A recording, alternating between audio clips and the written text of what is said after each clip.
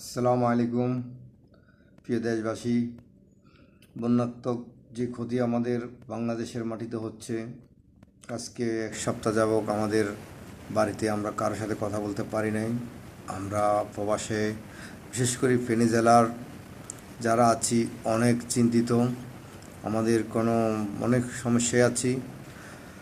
আরেকটা কথা মনে রাখতে হবে, আমাদের এই বন্যা কখনো আমাদের ফেনী জেলার ভিতরে এরকম বন্যা হয় নাই। এই ফেসিবাদী সরকার খুনি হাসিনা এই পদত্যাগ বাংলাদেশ থেকে পালাবার পর এটা হলো সবচেয়ে বড় বন্যা। এই খুনি হাসিনারকে আমরা দেশের মাটিতে ফিরিয়ে আনতে হবে। ফিরিয়ে এনে আমরা খুনি হাসিনার বিচার করতে হবে।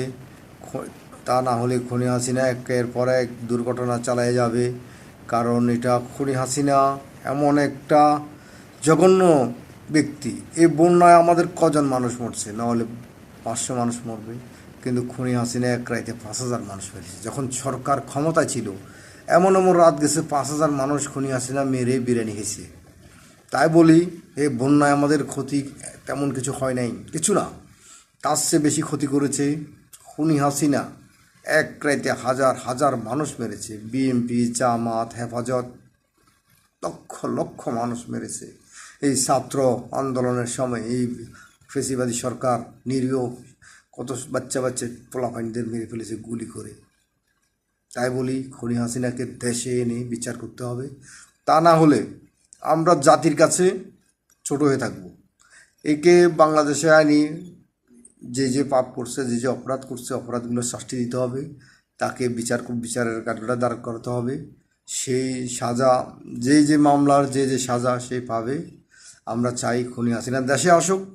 আর খুনি হাসিনার পক্ষে যারা কথা বলবে, গোপালগঞ্জের প্রত্যেকটা ব্যক্তি সরকারি বেসরকারি কর্মচারী ছিল, ঢাকা শহরে ছিল, এখন সব এই টোকাইয়ের বাচ্চারা গোপালগঞ্জে চলে গেছে।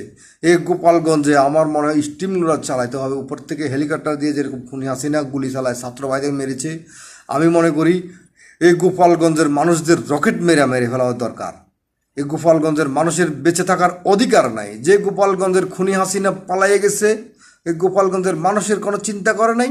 আর আজকে এই গোপালগঞ্জের মানুষের মাথা হলো গোবর। এই গোপালগঞ্জের মানুষদের যদি বেঁচে থাকে, এই গোপালগঞ্জের মানুষ আমার মনে হয় সেম বাংলাদেশ না, এই যে হিটলার শাসন আমল কিছু ইসরায়েলের বংশধরকে রেখে গেছিল, এই গোপালগঞ্জের খুনি হাসিনা ইসরায়েলকে রেখে গেছে। আমি মনে করি গোপালগঞ্জের মানুষদের মারা আর ইসরায়েলিদের মারা সমান কথা হবে। আমার এই বক্তব্যটা যদি খারাপ লাগে, কিন্তু কিছু করার নাই। গোপালগঞ্জের সকল মানুষ না, কিছু মানুষ আছে ভালো। আর যারা এই যে চারকি ছেড়ে দিয়ে এখন তো আর বেতন পাবে না, আর পেন্সিডেল খেতে পারবে না, 5000 দামের পেন্সিডেল কী করে খাবে, এখন আর তো ভালো ভালো শুদ্ধ কথা মুখে দিয়ে আসবে না। এই জন্য ওরা রাজপথে নামছে, ওরা আন্দোলন করতেছে হাসিনার কে আবার দেশে আনবে, এই সে আনুক দেশে, এটা কিন্তু তার পক্ষে যে কথা বলবে তাকে আমার মনে হয় মিসাইল মারতে হবে, রকেট মারতে হবে, নইলে AK-47 দিয়ে গুলি করে তার বুক ঝাঁঝা করে দিতে হবে। গোপালগঞ্জের নাম নিশানা মিশে দিতে হবে। এ বলে আমার বক্তব্য এখানে আমি শেষ করছি। আসসালামু আলাইকুম।